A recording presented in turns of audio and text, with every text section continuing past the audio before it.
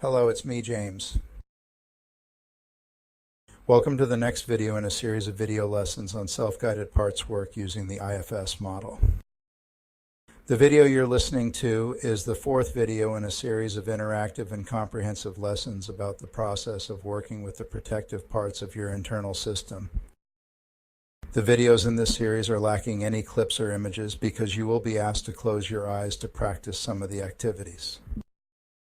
The videos are posted on the Internal Family Systems Therapy Masterclass Module 1 playlist for easy navigation and listening. Please go back and listen to the first 3 videos in this series before you listen to the rest of this video. Listening to them or watching them out of order may not be helpful or beneficial and might be confusing. I'm James Fitzgerald. I'm a Vermont state licensed clinical mental health counselor with a Master's of Science degree in clinical mental health counseling and a Bachelor's of Art degree in psychology. I have a private practice and professional limited liability corporation, James Fitzgerald Therapy. The name of my therapy program and health and wellness program is Strengthening Your Conscious Self. I'm a national certified counselor by the National Board of Certified Counselors. I'm a member in good standing with the American Counseling Association, and I'm an active member of the Vermont Counseling Network. The task of creating free-to-consumer evidence-based health and wellness content is separate from my psychotherapy and mental health counseling private practice. The videos are supplemental information that supports my universal treatment plan for my clients in therapy and provides my health and wellness program clients with educational material. In addition to watching and listening to the first 3 videos in this series on this playlist, it's important that you visit the community page and read the post about the terms and conditions of use for the videos on this channel. Viewing the videos indicates your consent that you have reviewed and you understand the terms and conditions of use that also include a liability waiver and legal disclaimers, and that you will not hold me liable or responsible for any action you take or inaction you don't take after watching the videos. I also want to give you a warning that there is brief mention of abuse, self-harm, and substance use. While I took extra care to be vague, you could still experience strong emotional or behavioral reactions. In this video, I'm offering you a refresher on some of the basic concepts of internal family systems therapy. IFS recognizes that our internal system, our psyche, is made up of different parts, sometimes called subpersonalities. You can think of them as being similar to little people or members of our internal family living inside our minds. Each part has its own beliefs, perspective, emotions, thoughts, memories, goals, and motivations. This is not the same as having dissociative identity disorder, and I'm not suggesting that you have multiple personality disorder or a split personality.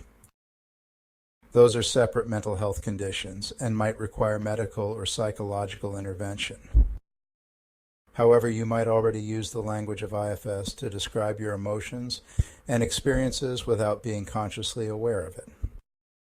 For example, there's a good chance you might have said something like this before: a part of me wants to lose weight and be healthier.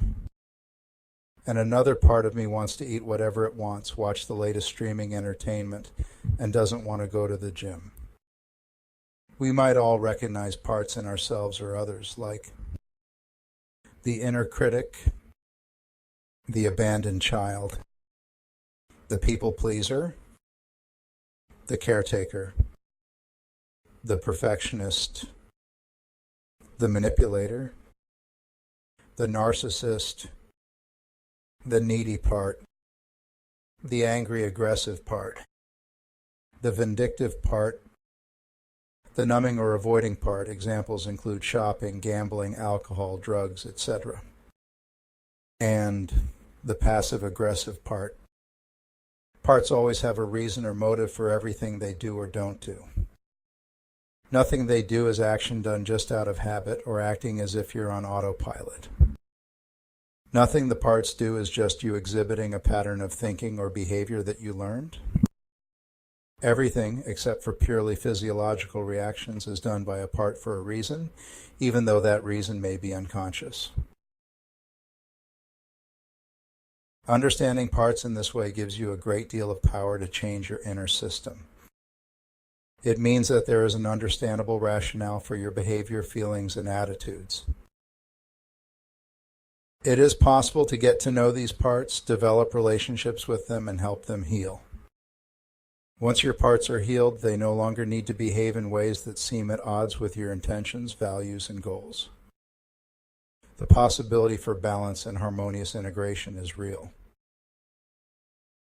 Every part has a positive intent for you, no matter how problematic its behavior. Those of us who have done parts work understand that we had an old way of managing our internal system. Usually when our system responded consciously to a subconscious part's intentions, emotions, or sensations, the first thing we tried to do was evaluate it. Was it good or bad for us? This happened outside of our awareness most of the time. If we decided it was good, we embraced it and gave it power. If we decided it was bad, we tried to avoid it, suppress it, or get rid of it. The truth is, we soon found out with IFS that you can't get rid of a part. You can only push it into the deeper layers of your subconscious psyche, where it will continue to affect you without your awareness.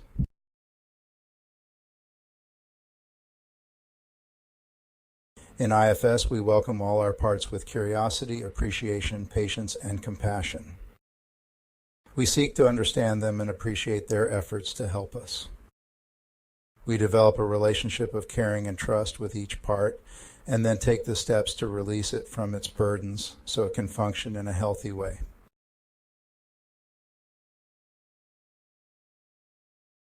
In the IFS theory, protectors are the parts you usually encounter first in exploring yourself. Their job is to handle the world, protect you, and keep you functioning. They interact in a reasonable, strategic way with the people, responsibilities, and situations in your environment. The other main function of these parts is to protect you from the pain of the exiles. Exiles typically are younger, often childlike parts that hold the pain from our past, from any point in our lives. For example, experiences of an exile could include, but certainly not limited to, a failing grade in elementary school, rejection by a person we loved and admired, humiliation in a public setting, abuse from an intimate partner, or abuse and neglect from early caregivers. These younger parts are generally exiled or kept out of consciousness by the protectors.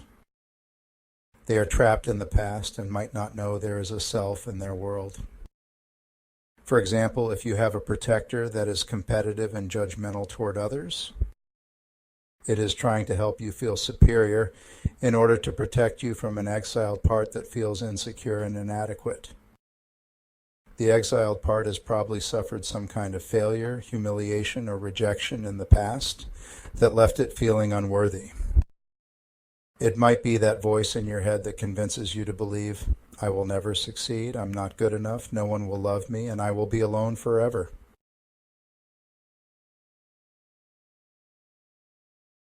Parts take on these dysfunctional roles because of what has happened to them in the past. Exiles take on pain and burdens from what they experienced as children. Protectors take on their roles in order to protect exiles or to protect you from the overwhelming emotional pain of exiles. Pain and overwhelming emotions can include, but are not limited to, anger and rage, debilitating panic attacks and anxiety, anguish and sadness, grief and loss, isolation and depression, humiliation and failure, and loneliness. Our exile's pain can also possibly express itself as comorbid physical symptoms such as digestive issues and nausea, headaches and migraines, weakened immune systems, high blood pressure and tachycardia, sweating and breathing difficulty, dissociation from our bodies, chronic pain or chronic fatigue.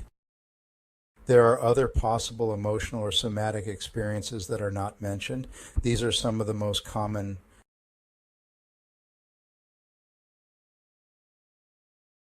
That concludes this video lesson, a review of the basic concepts of the theory of internal family systems.